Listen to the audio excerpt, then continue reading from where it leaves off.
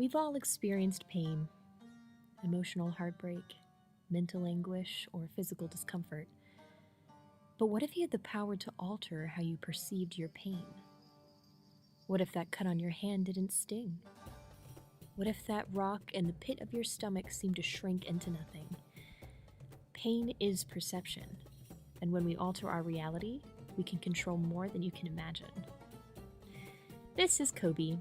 He so graciously volunteered to experience what I have simply described to him as an alteration of perception.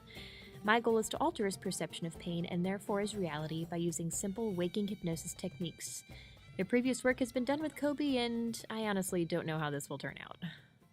Okay, so what we're going to focus on today is going to be more about just how our brain perceives things differently than sometimes what our reality is.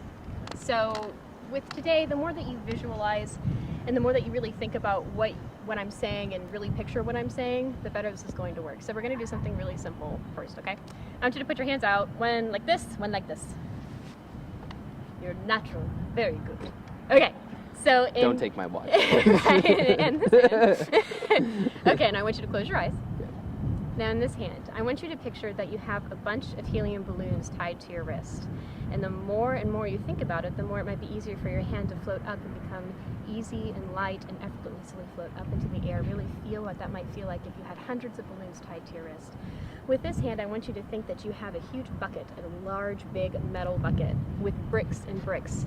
So we put in 1 brick, 2 bricks, 3 bricks. Really feel that weight drag your arm down and down, while your right arm effortlessly floats up and up, more towards the air. Very good. Now open your eyes, don't move your arms. See what visualization can do. Okay, so that's kind of what we'll be focusing on. It's just how our brain can create our own realities for ourselves, okay? So, let's see, which hand? Are you right-handed? Yes. Okay, we'll use your left hand. Do you mind rolling up your sleeve just a little? Fabulous. Okay. Now, what you want to do is to completely relax this arm, make it really loose, limp. Very good. Go ahead and close your eyes and rest it on your knee here. Good. Now, I want you to think about relaxing every muscle in your hand. I want you to think about it sinking deep and deep down into your knee, almost like warm butter on toast. And now you're hungry. Very good. Toast. Right?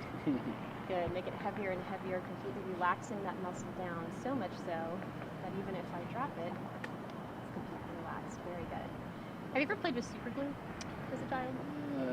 I've strayed from it. Oh, good. Well, you know what Good happens. Very good. Yeah. Well, you know what happens when you put super glue on your fingers? Have you ever felt that sensation? Yeah, like Okay. Yeah, like anything that's really sticky. Yeah. So what I want you to do is I want you to, again, give me complete control of this arm. I want you to imagine that I just poured a ton of that sticky glue all over your hand. You can feel it drip down the sides of your hands. Imagine just pouring an entire bottle of that glue and sticking it on your knee, just like that. And the more that you stick your hand to your knee and the harder you press down, the more your hand will stick to your knee. So it'll make it almost impossible or very, very difficult to lift your arm in a moment when I ask you to do so. Because you've done such a good job in creating your own reality for yourself and visualizing this, that you're able to create your own reality that your hand can be stuck to your knee. Go ahead and give it a try.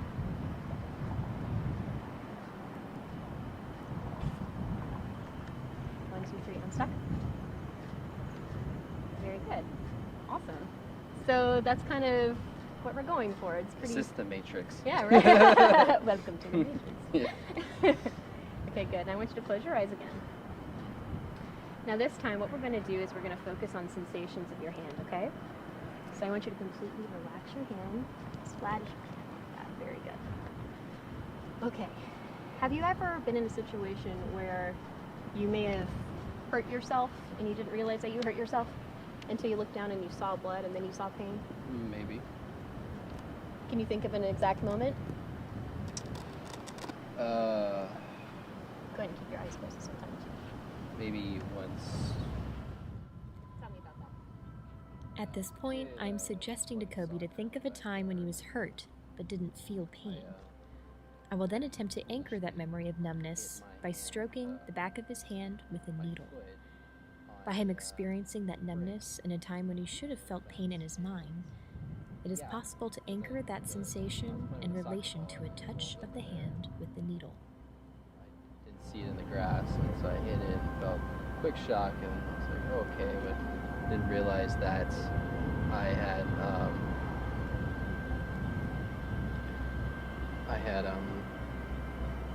broken my toenail. You've broken your toenail? Yeah. So what happened when you looked down? I looked down, I didn't see anything, but I started feeling a little bit of pain. Yeah. And I was like, oh, that's great. I think I was like 10 or 9 or something like that. So Interesting. So you didn't feel any kind of pain until you started. well, I didn't feel any pain right away, but I noticed that I might have.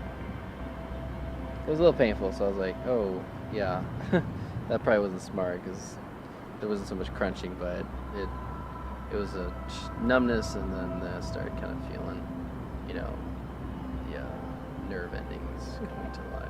Now I want you to really think about what that numbness felt like. Because the interesting thing about pain is whenever we hurt ourselves, our nerves send the message to our brain. We can't quit our nerves sending the message to our brain, but what we can do is we can help our brain create its own reality for itself. There are women who have babies and don't have epidurals, and they use simple breathing techniques, simple meditation to do this. And I want you to open your eyes. Look at me. I want you to slowly look at your hand. Feel any pain? Nope. None whatsoever? No. Good, now look at me. Good, now close your eyes. Think about that numbness again. Relax. Very good. Stay there. Keep thinking about that numbness. Tell me about a happy memory you've had. Disney World. What happened My at Disney? birthday.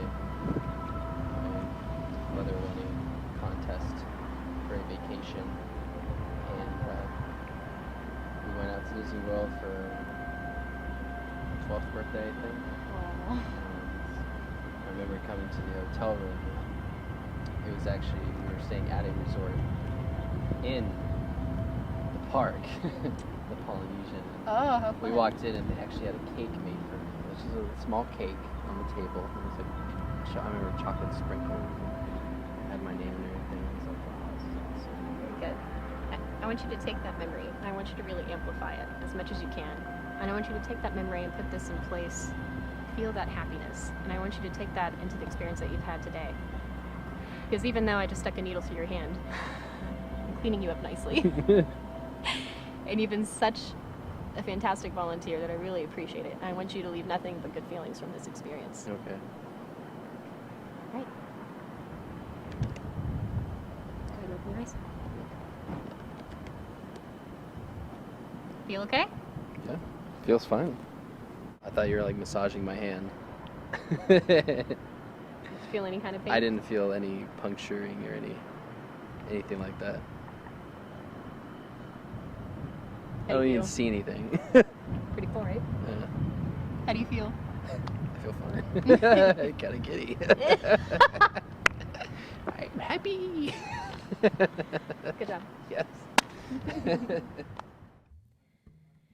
So, even though Kobe had a slightly uncomfortable experience, I never want to volunteer to leave feeling upset.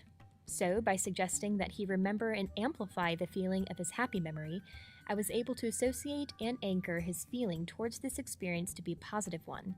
This explains why he felt so happy after the experience, and why he was, in fact, giddy.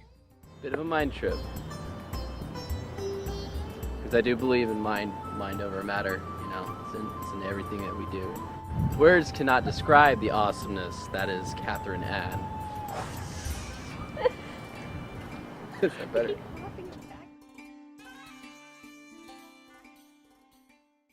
One day my old man talked to me. He was like, "Hey, son, you shouldn't masturbate so much. You'll go blind." I was like, "Dad, I'm over here."